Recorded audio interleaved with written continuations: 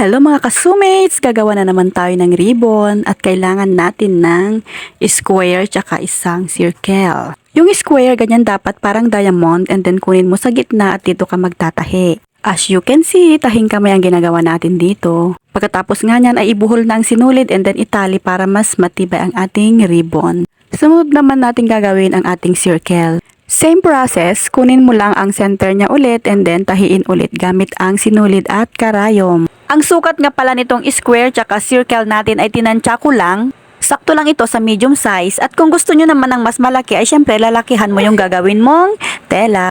Ayan, natapos na nating ibuhol yung dalawa at kuha naman tayo ng tela para sa panggitna nito. Ibalot natin sa gitna yung tela, pwedeng i-glue lang ito or pwede rin na tahiin. Depende na sa diskarte at kung ano na yung mas maganda sa inyo.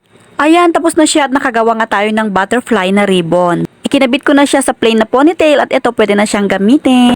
At pwede na rin siyang pambenta. So hanggang dito na lamang. Salamat sa panonood!